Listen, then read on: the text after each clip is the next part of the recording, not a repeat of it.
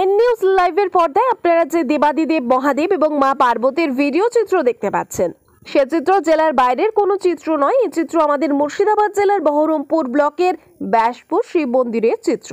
মন্দিরের প্রবেশদ্বারে রয়েছে ভোলানাথ ও মা পার্বতী ও যুগল চিত্র।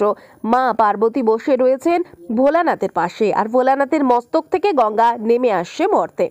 দেখুন সেই চিত্রই শুধুমাত্র এন নিউজ লাইভের পর্দায় ব্যাসপুর থেকে। জানা যায় 26শে ফেব্রুয়ারি বুধবার মহাশিবরাত্রি উপলক্ষে এখানে প্রায় 50,000 ভক্তের উপচে পড়া ভিড় চোখে পড়ার মতো। দেখুন সেই চিত্র এন নিউজ লাইভের পর্দায়, কিভাবে হাজারো হাজারো ভক্ত প্রবেশদ্বারে ঘন্টার পর ঘন্টা লাইনে দাঁড়িয়ে শুধু বাবার মাথায় জল ঢালার ইচ্ছে নিয়ে। এদিন মন্দিরের এক কর্মকর্তা বাপ্পা হাজরা এন নিউজ লাইভের সম্মুখীন হয়ে জানালেন এই মন্দিরের পৌরাণিক কাহিনী। তিনি আরও জানালেন, তিনি শতাব্দী প্রাচীন এই মন্দির আগে জমিদারি প্রথা থেকে পৃষ্ঠপোষকতা লাভ করে আসছে। এন নিউজ লাইভের তথ্যে আরও উঠে এলো শিব পুজো উপলক্ষে আরম্ভ হওয়া মহানাম সংকীর্তনের চিত্র। 3 দিন ব্যাপী এই নাম সংকীর্তনে ভক্তের আনাগোনা প্রথম দিনে 50,000 ছাড়িয়েছে। আর আপনারা দেখছেন সেই চিত্র এন নিউজ লাইভে। দেখুন কিভাবে ভক্তগণ দাঁড়িয়ে বাবার মাথায় জল ঢালার আশা নিয়ে। মন্দিরের আরেক কর্মকর্তা জানান, অসিত বাবু জানান, আজকে এই ব্যাসপুর শিব কার্যালয় যেন একটি ছোট্ট মহাকুম্ভ পরিণত হয়েছে। আর আপনারা দেখছেন সেই চিত্রই এন নিউজ লাইভ এক্সক্লুসিভে। বিস্তারিত নির্মল বিশ্বাসের প্রতিবেদন।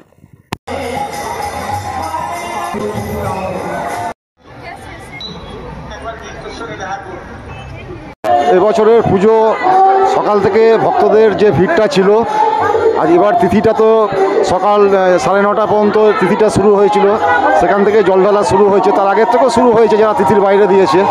তারপর থেকে আস্তে আস্তে প্রচণ্ড ভিড় হয়। এখনও পর্যন্ত চলছে, রাত্রির 10টা পর্যন্ত আমাদের জল ঢালা প্রোগ্রাম এখনও চলবে। আপনি জল ঢালার যেহেতু প্রোগ্রামের কথা বললেন, সকাল থেকে এখন মোটামুটি 6:35 কিংবা 40 এই পর্যন্ত কত ভক্ত বা দর্শনার্থী বাবার মাথায় জল ঢেলেছেন যদি আনুমানিক? মোটামুটি এখনও পর্যন্ত সকাল থেকে যে প্রোগ্রামটা জল ঢালা হয়েছে তাতে মোটামুটি 30-35,000 এরকম কর্স করে গেছে। কতক্ষণ চলবে জল ঢালা প্রোগ্রাম? রাত্রি 10টা পর্যন্ত আমাদের চলবে। এখনও ভক্ত রাস্তায় প্রচুর দাঁড়িয়ে আছে। তাদের জল ঢালাটা সম্পন্ন হলে আমাদের গর্ভগৃহ পরিষ্কার করে তারপরে আমাদের চারপরের পুজোটা বসবে। বাইরে দর্শনার্থী, ভেতরে দর্শনার্থী, এই যে এত পরিমাণ বিপুল পরিমাণ দর্শনার্থী, এই দর্শনার্থীদের কন্ট্রোল করার জন্য আপনাদের কি কোনো পুলিশ প্রশাসন ব্যবস্থা ছাড়া আপনাদের নিজস্ব কোনো স্বেচ্ছাসেবক? হ্যাঁ, নিজস্ব আমাদের কমিটির পক্ষ থেকে আমাদের স্বেচ্ছাসেবক ভলেন্টিয়ার সেইভাবে আছে, আমাদের সব জায়গায় দেয়া আছে।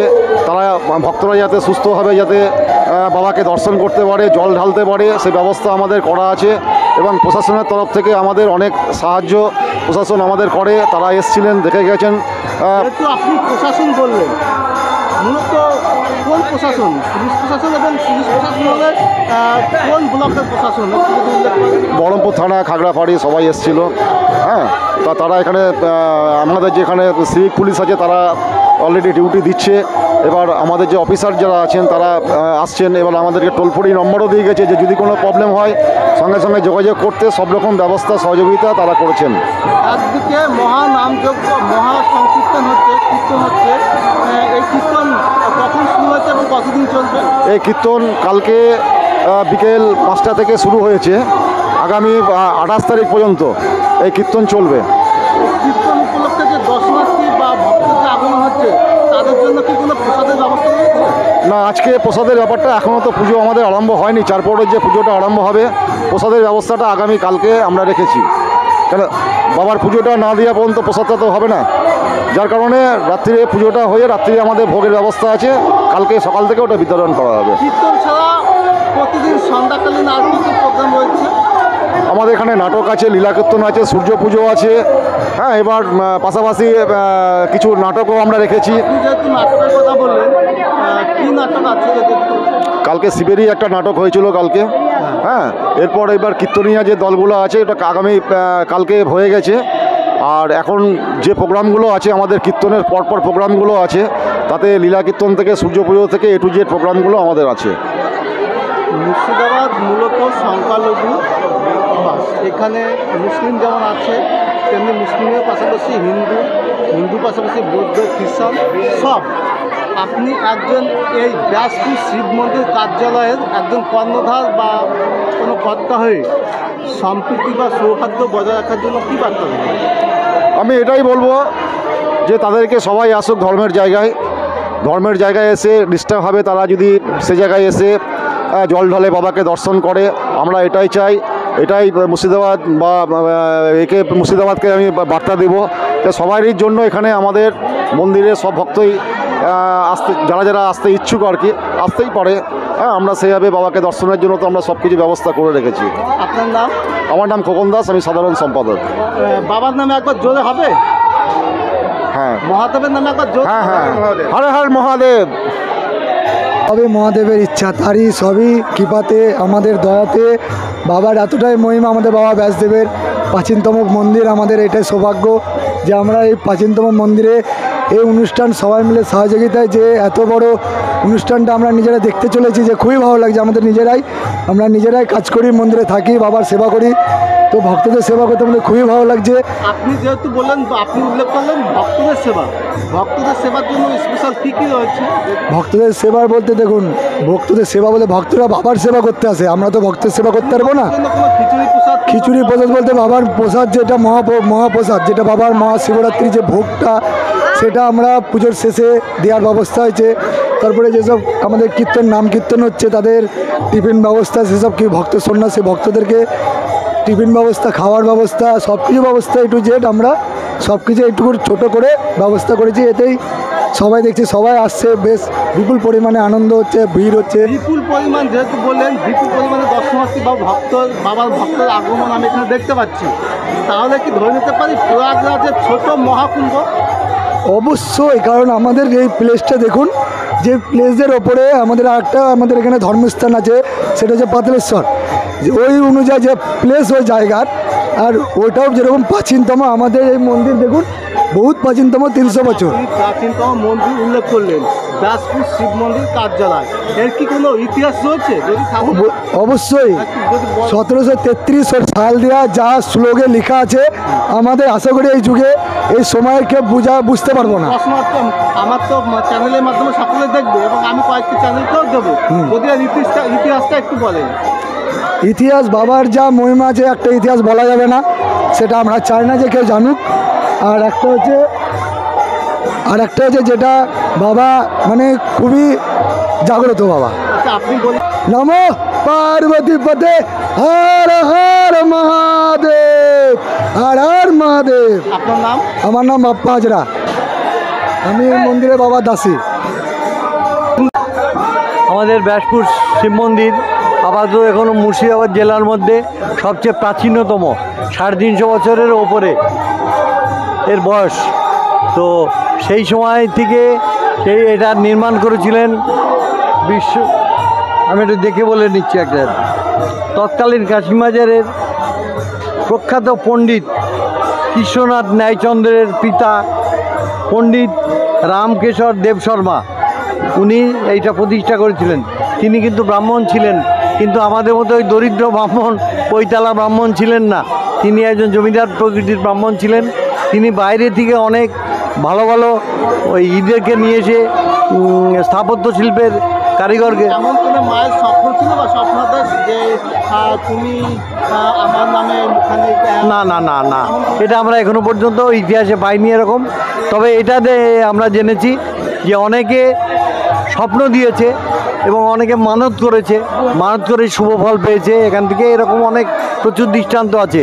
তারপরে গঙ্গা থেকে ওই কী বলো ওটায়, গঙ্গা থেকে যে সেটা ওই শুয়ে যেটা আসে, এসে ওই অনুষ্ঠান দ্বারা অনেকে উপকৃত পেয়েছে। আর সবচেয়ে এখানকার একটা আশ্চর্যজনক ঘটনা পাবেন, সেটা হচ্ছে যখন এটা তৈরি হয়নি, মানে এই নাটমন্দির তৈরি হয়নি, দারুণ ঝড় জলের দিন, 6-7 জন, গরমের সময় 6-7 জনের ভিতরে শুয়েছিল। সেই সময় বিরাট একটা বাজ পড়ে, সে বাজের চিহ্নটা এখনও পর্যন্ত ওখানে আছে, সেই দাগটা আজ পর্যন্ত কোনো মিস্ত্রি দ্বারা সম্ভব হয়নি সে মিলানোর জন্য। সেই সময় 7 জন লোক, 8 ঘন্টা তার কোনো জ্ঞান ছিল না। 8 ঘন্টা পরে তারা সবাই আস্তে আস্তে তা জ্ঞান ফেরে তা উঠে যায়। এই একটা অলৌকিক একটা ঘটনার ইতিহাস সেটা আমরা পাই। আর আরেকটা ঘটনা, এই বাবা 1.5 থেকে 2 ফুট হাইটের ছিল, 1.5 থেকে 2 ফুট হাইটের ছিল, এখন সেটা হয়ে গেছে 5 ফুট। বাবা দিন বাই দিনের পর দিন বেড়েই চলেছে। এটা আমরা প্রাচীনতম এর মধ্যে এটা একটা পাই। আর আমাদের একটা সামনের দিকে ফটোতে দেখতে পাবেন যে টেরাকোটার কাজ তো প্রাচীনতমের একটা নিদর্শন। সেই নিদর্শনের বোঝা আমরা বয়ে চলেছি এবং সেই মতো আমাদের এখন পর্যন্ত নিষ্ঠাচারে ভক্তিভাব সহকারে আমাদের সেই পুজোগুলো হয়ে থাকে, যেটা অন্যান্য জায়গার চাইতে এটা একটা অমিল ব্যাপার। সেই নিষ্ঠাচার পালন করে আমরা। অমিলের প্রসঙ্গ যেহেতু তুললেন, সেহেতু আমি একটা প্রশ্ন আপনার কাছে জানতে চাইব। এখন তো মহাকুম্ভ প্রয়াগরাজ মানে শিরোনামে, তাহলে কি ধরে নিতে পারি বা মহাকুম্ভের সঙ্গে এখানকার কোনো সাদৃশ্য খুঁজে পাচ্ছেন? না, মহাকুম্ভ তো একটা আলাদা ব্যাপার, মিনি ছোট না, ওটা একটা আলাদা। ওটা তো হর্ষবর্ধনের আমলের তৈরি। মহাকুম্ভ হর্ষবর্ধনের আমলে তৈরি। ওখানে লাখ লাখ কোটি কোটি লাখ শুধু দর্শক না, সেটা মিলনস্থল একটা। গঙ্গা যমুনা গঙ্গা, হ্যাঁ, দর্শনার্থী আসে, দর্শনের দিক দিয়ে মিল আছে। না, দর্শনার্থীদের একটা আলাদা ব্যাপার। আর ওখানে ওই যে হর্ষবর্ধনের আমল থেকে যেটা হয়ে আসছে, সে হর্ষবর্ধন দান করতো সেই সময়কার আমরা প্রাচীন ইতিহাস যদি পড়ে থাকি, সবাই আপনারাও জানেন, আমরাও জানি। তো সেইখানকার সাথে মানুষের ঢলের তুলনা করা যায়, কিন্তু ওই জায়গার তো তুলনা করা যায় না। কারণ ওই নদী প্রাচীনতম, গঙ্গা যমুনা ব্রহ্মপুত্র সব এমনি একসাথে করে, তাহলে হ্যাঁ এইটা করে আমরা এটা হয়েছে। কিন্তু এটার তো সেই জিনিসটা নাই। আমরা ঢলের দিক দিয়ে, প্রাচীনতম দিক দিয়ে আমরা একটা আদর্শ জায়গাতে আছি এখন পর্যন্ত, যেটা মুর্শিদাবাদ জেলার বুকে আর নাই। এটাই আমাদের একটা বড় বৈশিষ্ট্য। আর প্রচুর লোক আসে, এখন পর্যন্ত প্রায় 50,000-এর উপরে লোক কভার করে গেছে। এখনও লাইন দেখতে পাচ্ছেন, বিরাট লাইন পড়ে রয়েছে আমাদের। আজকে আবার এইসব হয়ে যাওয়ার পর, জল ঢালার পরে আমাদের 4 প্রহরের পুজো হবে। 4 প্রহরের পুজো হয়, সেই পুজোর প্রসাদগুলো আমরা আবার আগামীকাল প্রত্যেক ভক্তদের মধ্যে দিয়ে বিলি করি। এটা আমাদের বৈশিষ্ট্য, যেটা অন্য জায়গাতে আপনি চট করে পাবেন। প্রসাদ মানে ঠাকুরের যেসব প্রসাদ, ফল প্রসাদ থাকে, লুচি থাকে, পায়েস থাকে, হ্যাঁ, সন্দেশ থাকে, এইসব প্রসাদগুলো আমরা বিতরণ করি সব ঈদের মধ্যে। আর সবচেয়ে বড় হয় আমাদের নরনারায়ণ সেবা। সম্প্রীতি বজায় রাখার জন্য কী বার্তা দেবেন? সম্প্রদায়ের জন্য আমাদের এখানে হিন্দু মুসলমান অনেকেই এখানে আসে। এখন পর্যন্ত আমাদের এটা খুবই ওইরকম কোনো ঘটনা ঘটেনি, যদিও আমরা ইতিহাসে অনেক দেখেছি, টিভিতে অনেক শুনেছি, বাংলাদেশে চলছে সেটাও জানছি, কিন্তু সেই জিনিসটার এখন পর্যন্ত আমাদের এখানে ওর ছায়াও পড়ে। আর প্রশাসনের তরফ থেকে আমরা যথেষ্ট সাহায্য পাই। এক হচ্ছে পুলিশ প্রশাসন, আরটা হচ্ছে ডিএম সম্বন্ধে যেটা ডিস্ট্রিক্ট ম্যাজিস্ট্রেটের তরফ থেকে, ওদের যে সব প্রশাসন, দুটোর পক্ষ থেকে আমরা দারুণ সহযোগিতা পাই। এই সহযোগিতার ফলে আমরা এত বড় কর্মকাণ্ড দিকে এগিয়ে চলেছি, কর্মযোগ্য বলতে পারেন, একটা কর্মযোগ্যতা আমরা এগিয়ে চলেছি। আমার নাম অসিত কুমার আচার্য, আমি হচ্ছে সহসভাপতি।